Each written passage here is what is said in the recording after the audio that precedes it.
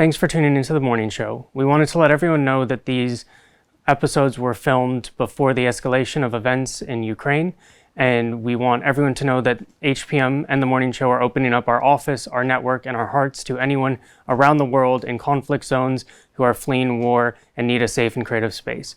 We hope that you can still enjoy this bit of humor that we've put together, and we hope you enjoy the show. Well, it's been a while since our last show. 239 days to be exact. That's enough time for us to have had another lockdown, a couple new variants, and more than a couple mental breakdowns. In that time, we've seen Squid Game.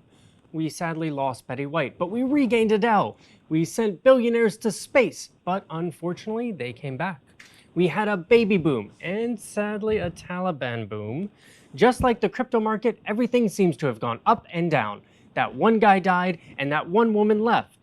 Speaking of powerful German women, Helena, where have you been this whole time? Charles, we had to build this set. We had to get you some pants, and some of us actually do some real work. Did you write any jokes in that time? Well, fuck it, I'll write them live. すみません。よくわかりません。何か他にお手伝いできることはありませんか?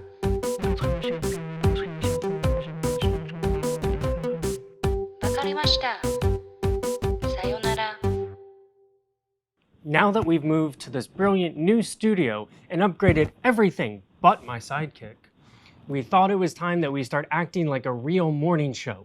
That's why we brought on Kristen in the clouds to be our new correspondent. Kristen, how's the weather? It's Thanks, Kristen. Well, that's life in the Netherlands. And speaking of rain, that's the perfect segue to our facts of the week.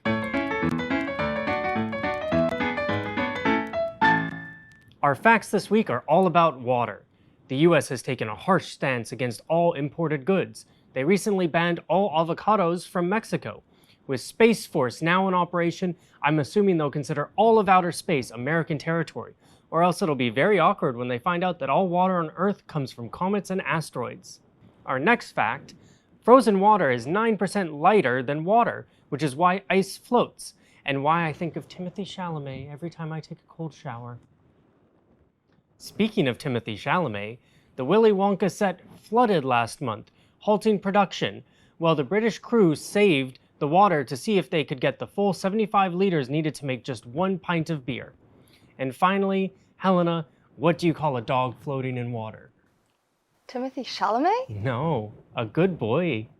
Now it's time to celebrate what's coming up this March and choose a day of the month. As everyone knows, it's International Women's Day. Here at the morning show, we are majority women. I'm definitely out of place as the only man in our writer's room. But this week, I learned not to call them females, as that just reduces them to being reproductive beings. So, Helena, what can I say? Honey buns, snookums, sweet cheeks, alpha ma'am, lordess. So, anyways, to celebrate our mainly alpha ma'am staff, I'd like to focus on what women are mainly: water. That's why this month, our day of the month is March 22nd, World Water Day. For most of us, a glass of water is at the tip of our fingers. But actually, 2.2 billion people on Earth don't have access to clean drinking water. In fact, South African women and children collectively walk a daily distance equivalent to 16 trips to the moon and back just to fetch water. That's why inventions like this desalination system from MIT are so important. This solar-powered device floats on the surface of a body of salt water, it draws the water in, and with the help of a dark material, it absorbs heat from sunlight. A thin layer of water is heated until it evaporates, later condensed for collection as pure water, all for just $4 worth of materials. Not only does it save lives, it also saves the cost of spacesuits for South African women and children. Is he done yet? I think so. Check back in next week to see why mushrooms are the trend of 2026.